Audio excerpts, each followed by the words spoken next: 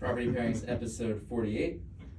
And I did try the cold brew, and it is exceptional. It's so much smoother than the Costco stuff. But when we... tell it then. Do you remember like the fridge was broke? Yeah. So the refrigerator's broken, so they let us know the wine's not going to be cold. What's Allison's first question? She's not going to get the wine. But her first question was, well, what kind of white wines do you have? Even though the refrigerator's broken, you're not going to drink warm or hot white wine. I told the waitress, I'm like, she's not going to order it, but you're going to have to tell her. Welcome back to episode 48, Property Pairings. I'm Eric Kinzler. And I'm Mike Pavone. And I did try the cold brew, and it is exceptional. It's so much smoother than the Costco stuff. It's good. I like it's really opened good. it up and I was like, this isn't bitter at all. Because Costco is like What was this stuff called again? Blue Bottle Nova, coffee. or Nola or something. Oh. Well, Nola's one that I had. Oh, okay, yeah. Blue Bottle is the company. Blue Bottle. Yeah. Gotcha. Bold's cold brew. The gray can. Is cold brew usually bitter? I mean, no, not necessarily. No, it doesn't have to be bitter, but the Costco one is like, it's extreme. And this was just really like smooth. It's like drinking a scotch that all you get is alcohol up front, or like drinking a Dalmore Balvenie. You know, it's just like smooth and good, and you still, that was. Can you buy it in bulk, or is it like a? You can buy anything in bulk, Probably, yeah. for sure, yeah. You gonna switch, or is it just too easy with the Costco stuff? Yeah, I don't know if you're gonna find the same volume I know. that you can get. That from sounds like a Jared problem. Costco I gotta be 12. honest, because there's my responsibilities and there's his responsibilities. So. True, just give him the assignment. Hey, find this. Here's the can. That's what it looks like. Find it in bulk. I Go. need 48 of these every month. Really funny. He was like, "Do you remember when we went to San Francisco in 2014 or whatever?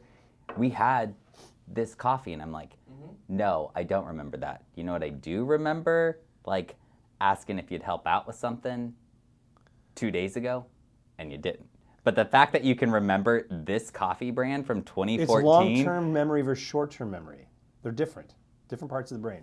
it's just insane.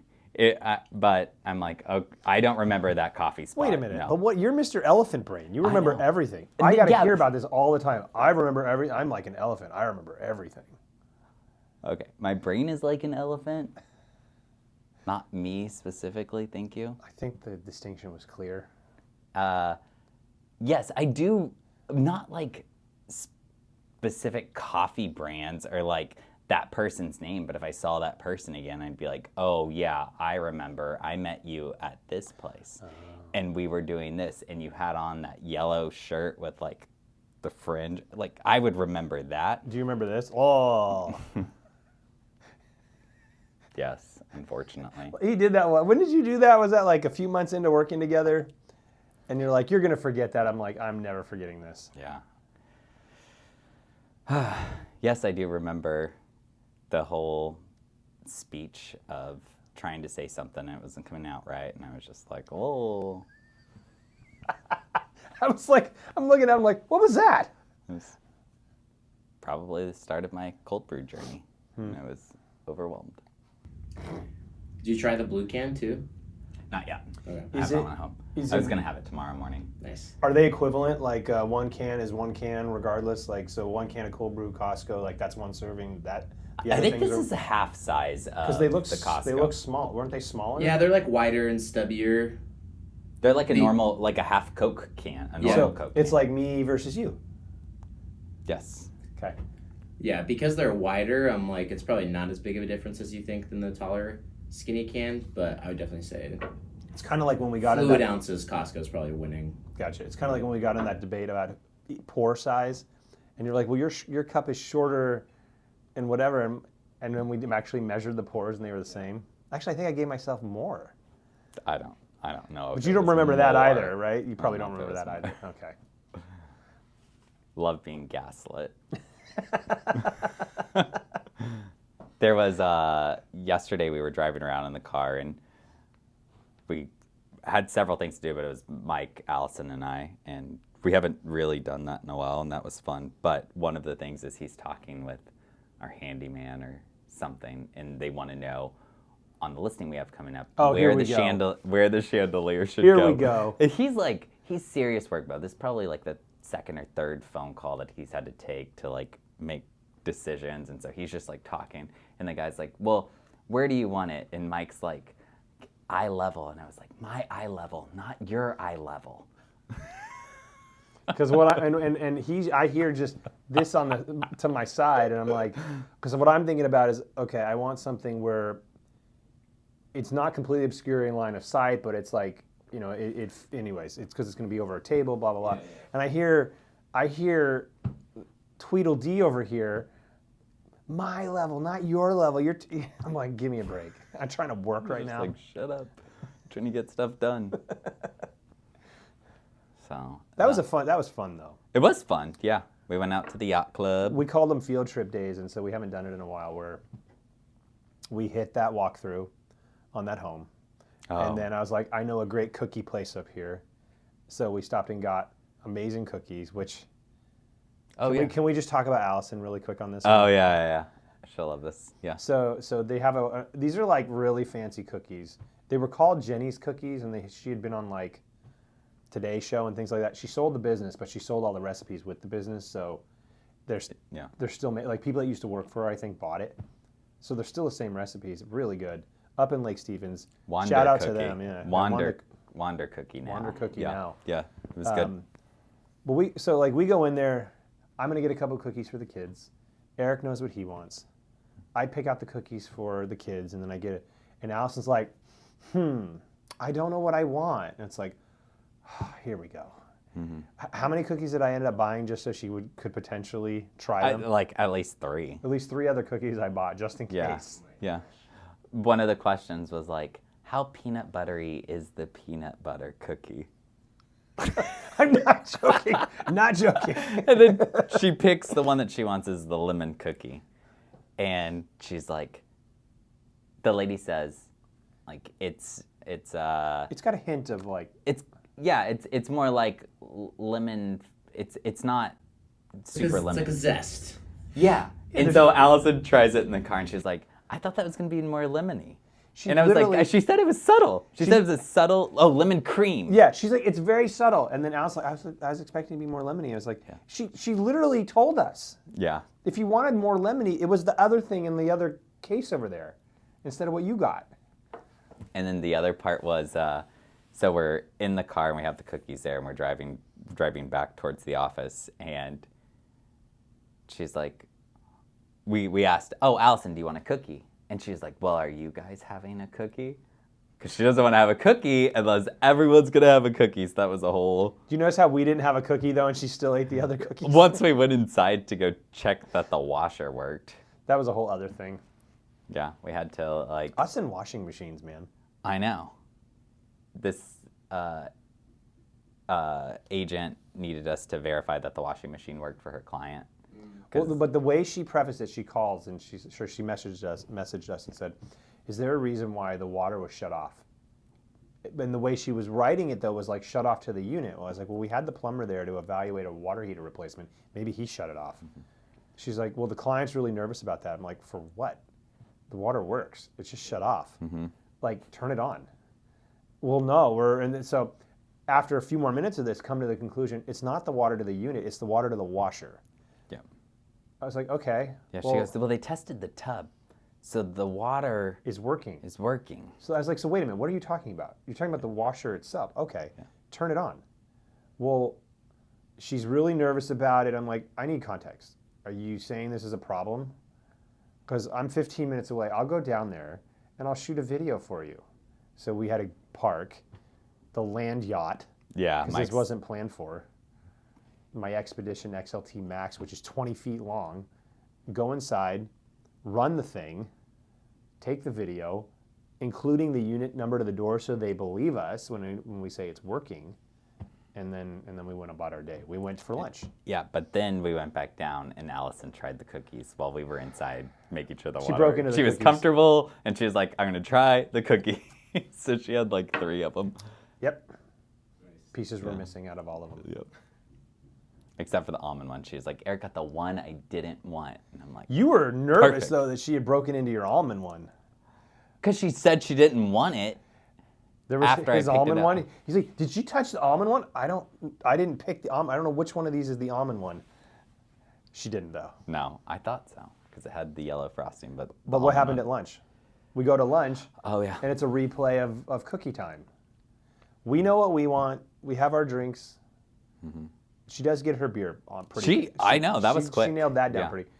But when we, you tell it then. Do you remember like the fridge was broke? Yeah.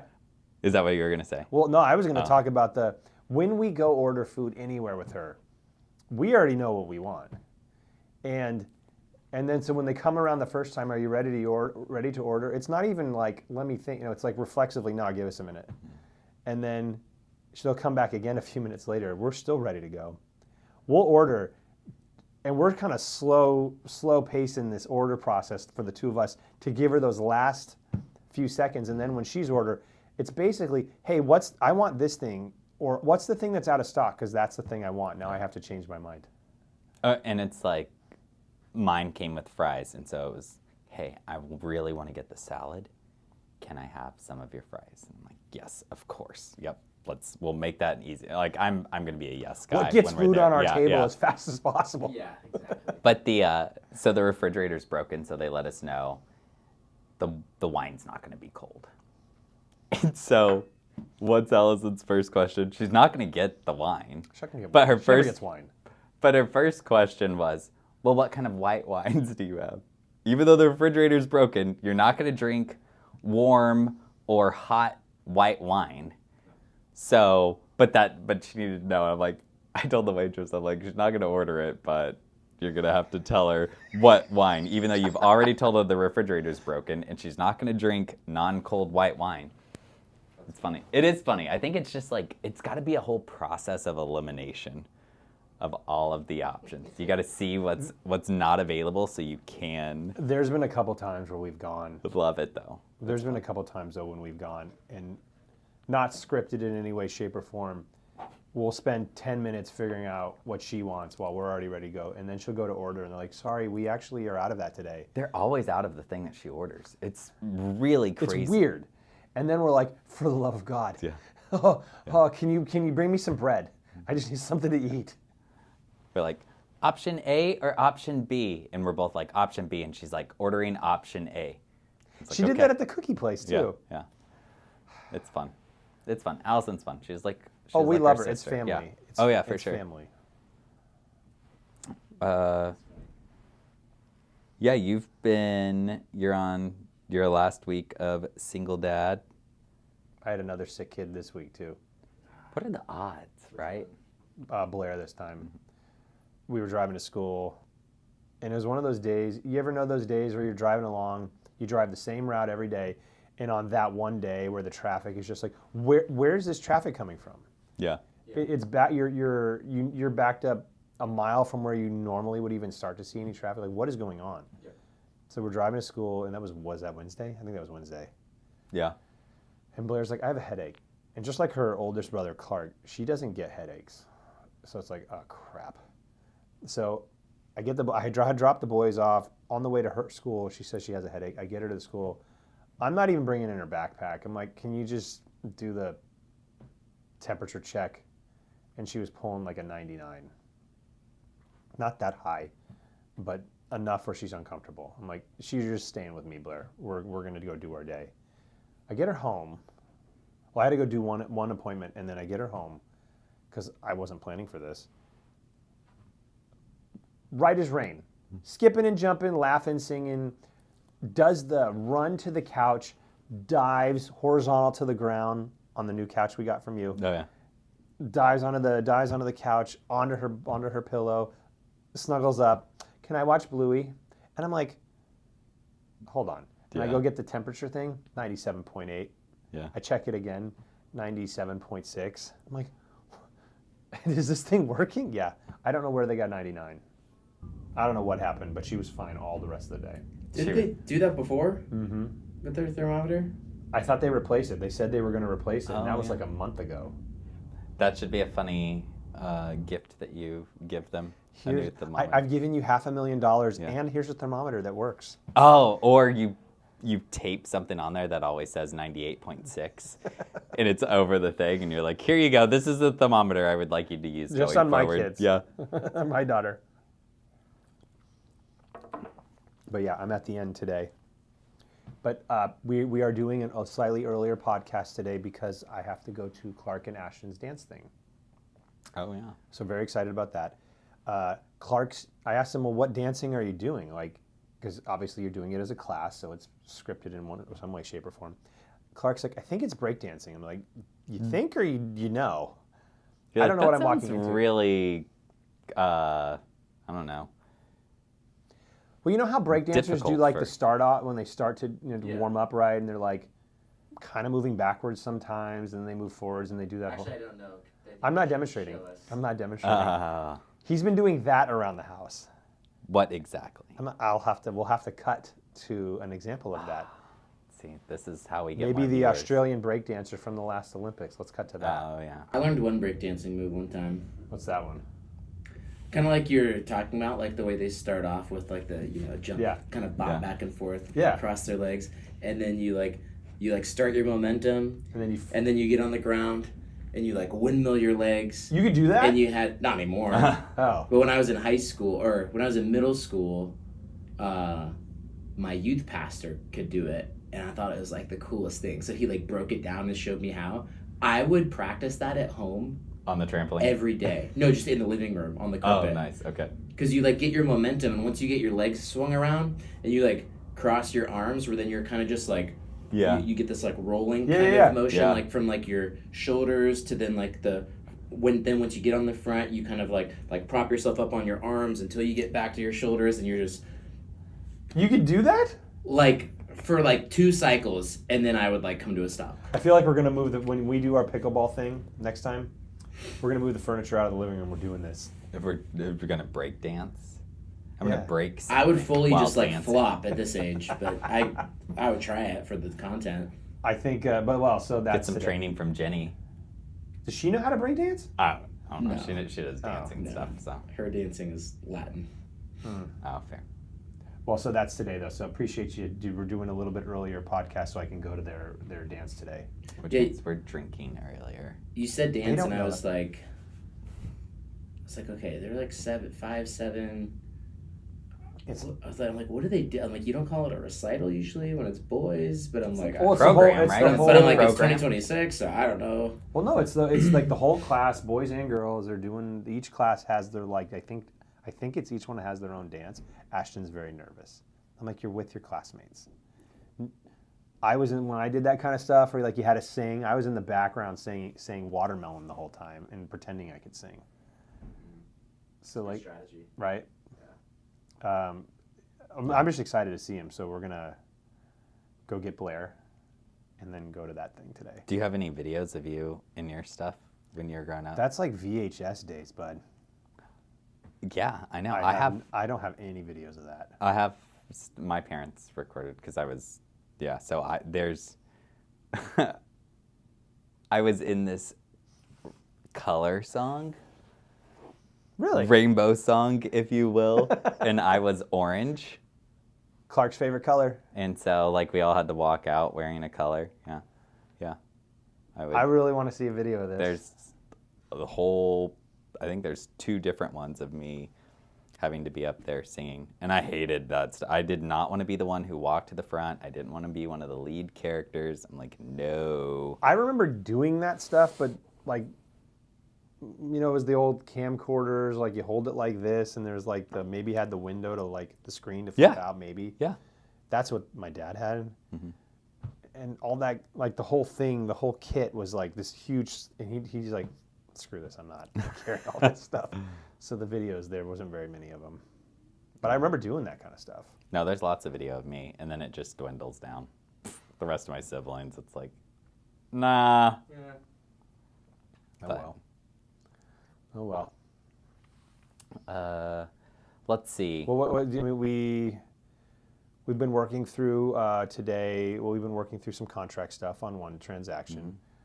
I think it could be an interesting one to kind of just briefly touch on high level, not specifics, but like we had a situation where, and it's a first for us, where a buyer had been approved to buy a home. We're representing the seller, and it had a legitimate pre-approval letter.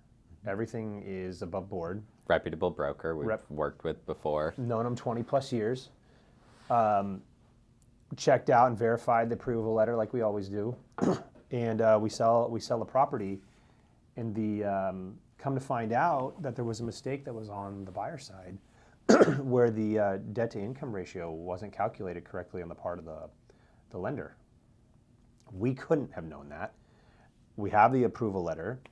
The down payment's high, very much in alignment with what we would have wanted to see. And it was just one of those situations where it's not through the fault, actually through the fault of the buyer even. The buyer relies on the loan officer to do the due diligence with his team or his or her team to say, here's your approval letter, you're good to go. And they had that. So it was a first this week. Yeah.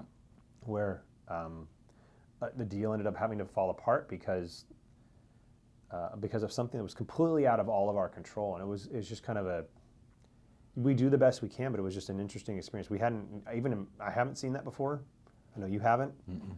Where we had to deal with that this week. It was an interesting one. Hopefully we're picking up the ball and recovering that with a secondary buyer. We had been cultivating a backup, and that looks like that's going to come together. So we'll have maybe more info on the next podcast. Not a fun situation for sure. Yeah. We officially closed on Monday our client that found us via ChatGPT, via the pod. Nice. I know. So that's cool. We have to spin up on the prep work for her place. Yep. Yeah, because you guys are helping her with other stuff before she even gets out here, right? Yeah, exactly. Which is kind of cool, right? Like you bought it sight unseen based on the trust of getting to meet us and seeing how we worked. And then you're trusting us to get it all ready before you even move in. It's crazy. Yeah, crazy in a good way. Yeah. It'll be nice because most of the time we're usually under pressure to get a home ready for sale, to get it to market and do this kind of prep work. In this case, there's not really a hard stop date, so we can line up everything exactly how we want it. Yeah. And that'll make it more enjoyable. Yeah, that one's been really fun. We also, I guess, the last couple of nights we've been playing Halo, and the levels are really challenging. And Halo 5 sucks. Yeah, we've been up to like somewhere between 1:30 and 2. Did you ever play Halo 5? I don't remember. Yeah, if you did, or if you didn't, don't bother. The gameplay's terrible. Storyline, they jettisoned the storyline between Halo 4 and Halo 6. They're like, let's do this in Halo 5, and nobody likes it. So they're like, okay, screw that. We're not doing that storyline, and we're going to do something entirely different in Halo 6. Mm-hmm. But we were playing, my biggest critique on it, besides the whole when you get injured, like your teammates have to save you, is that you can tell they maybe rushed it, so they have the same boss fight over and over and over again with the same character. And instead of getting different characters in, they're like, no, we're just going to have you fight 3 of them now. Yeah. The same boss 3, and there's going to be 3 of them running around instead of just 1. So that was what we were stuck on last night. Yeah. Yeah, I was like, I have no idea how we're going to beat this. We've been having a lot of debate also who is the more effective. Mike likes to take credit for every kill, and I'm like, I killed some too. So even when he's dead, he's like, I was like, do you want to take credit for that one? Because I'm pretty sure I got that one. No. I'm like, he's taking credit for stuff while he's dead. Mm-hmm. Don't they have statistics to show you who got? We probably could look it up. Yeah, no, that's not needed, I'm sure. Who killed those 3 bosses last night? I mean, I had an incinerator, so I at least got 1. There's 1 that I got. Of how many times we played? I've been playing Halo for like almost 2 years. How many times did we do that boss fight? 30 times? it's a priceless amount of times. It's MasterCard style. It got to the point where if Visa. one of us died, if we hadn't knocked off one of the three yet, if one of us died, it's like, all right, so restart. We had to just start the whole thing over again. Yeah, no, Mike for sure. He would when he died, he was like restarting, not waiting a minute, and I'm like, okay. We found a cheat though. Well, I don't know if it's a cheat, but we couldn't with the bosses, but on other things, if you run back far enough, then it takes your seconds from 55 seconds, and all of a sudden it's like 5, 4, 3. So you could go back far enough where you run that way for 4 seconds, Yeah. and the wait time drops from basically a minute to 5 seconds. Oh wow. But in the boss fights, it's like any video game boss fight. you The can't get out doors of- close, yeah. you're stuck in the room, and now you can't get out. and you can't respawn. Yeah, that was fun. We're not using that word correctly. That sucked. Yeah, no, that was tough. Yeah, for sure. 1:30 too, though. That's impressive. Me and my friends, during the weekdays, we have a pretty strict midnight stop time for our Fortnite sessions. Well, we don't start until like 10:45. 10:40 is the earliest. It's like between 10:40 okay. and like I kind of have a earliest cutoff at starts- 11:20. So it's like it's got to start between those times. Yeah, our earliest starts usually like 9:30. Someone will be like, "Oh, I'm loading up," and then we kind of trickle in, play for 2 hours. I am grateful for the partner that Eric is, because it's usually, do I fall asleep in the kids' rooms or not? And I'm still trying to get a workout in, because that's the first opportunity that I have, or wrapping up calls while I'm working out. Yeah. And so I usually try to be done by 10:30 with that stuff. So I got like 5 to 10 minutes to like get myself squared away, and then I send him some kind of a text. GIF. Yeah, let's play, and then we hop on. Nice. Yeah. Yeah, that's been fun. So we're almost done with that, and then we'll start Infinite.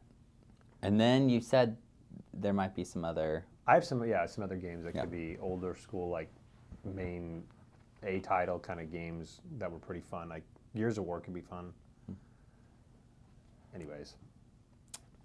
So we were thinking of an interesting question, since there's not a poll this week, which is related to inspections. So should a seller get a pre-inspection done before listing their property? And that's a great question, just because even though we're getting seller procured inspections done before listing the property, buyers are a little more in control right now. And so they're still asking for their own inspection after writing an offer, which has not been the market the last, since 2020. So 6 years, 5 years. For sure, from since COVID, and maybe arguably even a little bit before that, like 2019, and that was busy too. Yeah. Yeah, I bought in 2017 our first house, and that one had a pre-inspection. So I guess since then. So it's been, and we have kind of two different perspectives. The thing that's kind of been noticeable about it is, I've been saying a lot lately, it feels like 2014 again. But there was a whole chunk of time where that was commonplace. In fact, pre-inspections didn't exist. No one did them. Yeah. The form exists, the pre-inspection addendum exists, but I don't ever remember doing a pre-inspection. You would just find the home, get it under contract, and then you would start your financing, start your inspection, start all these various things. And then things evolved, right? And so now there's been a little bit more of like, so I think it speaks more not to the trust in the competency of the inspection that was done, but it's more just this like psychology shift that the buyers are having these days, where the market is more balanced. In some areas, I don't want to say it's a buyer's market, but it's definitely the seller has no leverage like they've been accustomed to. And buyers are like, yeah, I appreciate your pre-inspection. I still want to do my own. And the way we've been navigating this actually is we've been having to have kind of upfront conversations with the buyer brokers, like, hey, I've already supplied you with this. You know our discovery, our findings. Don't bother us. Your offer is contingent, is based upon what we've already disclosed to you. Seller procured reports, seller's disclosure, what have you. Don't bother us about something that's already been made known to you. That's because it's reflected in the price, right? Like let's say it says the house needs to be painted, and that's not in our client's budget. Well, that's in the inspection that the house should get painted. What we did, instead of pricing the house at $1 million, we've priced it at $975, knowing that the house needs to be painted. So you're not going to come back with your own inspection and say, hey, we want a $25,000 credit because it needs to be painted. And it's like we've already worked that out in the pricing of the home. So that's kind of the way we combat that. But if there is something large in the inspection, like my clients they just needed to replace their roof. And that popped up in the inspection, and it's like, let's just get ahead of this. But no one wants to put a new roof on when they're buying. Let's go ahead and we'll replace the roof. And now these other things are just minor things that need to be done. And certainly for on the listing side and on the buy side, if we're representing buyers and they're talking about doing this, we are trying to coach them in situations where like that report's already been made available. Like we can do this, but just remember, like, hey, the goal here is if we're writing on this home, our intent is to proceed. So if we're gonna bring something up, like it better be different than what we already were made aware of. Yeah. So it's been interesting, is that because some people use it as a large negotiating tactic. What I can say, and I don't think I've ever shared this with you, but what I do remember is prior to, let's say, 2015, you'd go under contract. Don't worry, we'll get them on the inspection too. Yeah. And it was a different time, a different place, and a different market. But there was like, yeah, we'll renegotiate this some more. Yeah. Even though the inspection could have been stellar, I want X for my client on top of what I've already gotten from you. Yeah. I remember more of that too. Yeah, that's fair. I mean, I negotiated that way on a house recently, and it was just they had a pre-inspection done, but all the comps in the area were new construction. It's like, okay, well, the comps that we're using here are all new construction. This is not a new construction house. This is an older roof. This is older siding. This is older this kitchen. So, yeah, even though price per square foot and everything else seems to be in alignment, 2005 versus 2026 are two different things. So we're going to have to get a new roof. We're going to have to do this. And so that's how I was able to negotiate the price from where they were listed to what we actually bought it at. And even some of this also starts to factor into condition and stuff like that. So on your Ames Lake listing that you have coming up here, that was like, get out ahead of this and let's do all this work. Oh yeah, that was, the inspection was long. Very, very full of things, and so this was an opportunity also to correct a lot of things. It's cool. That's been a fun one. So yeah, needless to say, it's been interesting seeing that more of a resurgence now with buyers, and it's been in the past 6-ish months, a year. Yeah. But more, even it's been like increasing. Yeah. People are getting more comfortable being ballsy. There's probably a contrast too, because I imagine there's been times for you where it's so competitive. You know, you've mentioned stories where you have buyers where you're like, we wrote 27 offers, right? Yeah. And has there been times where, I know this is a thing, it's not like recommended, but where you've like sometimes waiving the inspection is a, way to potentially get a advantage for a buyer?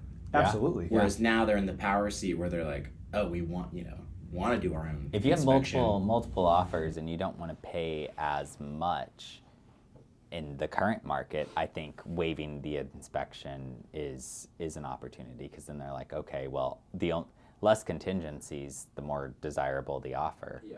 So it's like, okay, well, that one has an inspection contingency and they're 10 grand higher than our price that doesn't have one. We're saying we're going to close at this price. So let's go with that one versus something that might pop up in this other inspection. But but there were plenty of times where that was a whole year of where that's all we would do is write those kinds of offers where those contingencies were all waived.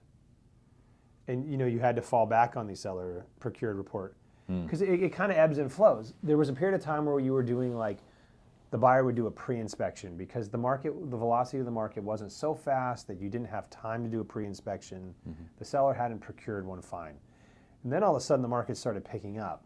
But then buyers were registering their concerns like, hey, I haven't even had time to conduct a pre-inspection. And then the advice and recommendation of brokers such as ourselves would have been like, look, let's get out ahead of this. Do a pre-inspection for the buyer. We make the notes on here, the things we've addressed, and then put that out there. And then buyers will be like, okay, you've already done all this stuff, and here's the invoicing and paid receipts. Great. Yeah. Then we waive everything. And then, now it's a shift. Yeah. Yeah, it's interesting to see the shift in this. This is my first time to see it shifting from just taking the seller's pre-inspection over to needing to like conduct your own and do your own, and it's fun. Fun. Keep using that word. It's not incorrectly today. Yeah. I know. No, it's not fun. All right. Well, thank you for joining us here on episode 48 of Property Pairings. I'm Agent Locke, and that's Buck. Okay, I'll be fine. You give it to me? Okay. Yeah. Remember to click like and subscribe. We'll see you next time. Cheers. Is there a way that I can get into Eric's text message, read it, and then turn it back to unread and just leave it that way? Yeah. Yeah. Just to bug him. Because he's under this impression that I just, everyone else in the world, I'll answer their call, but when Eric calls, or... Because we did imitations of each other. And we've seen it. She just hasn't posted it. She didn't post those? She hasn't posted it yet. Oh, man. It's going to be funny. I really like how your impersonations of me always make me sound like a Neanderthal.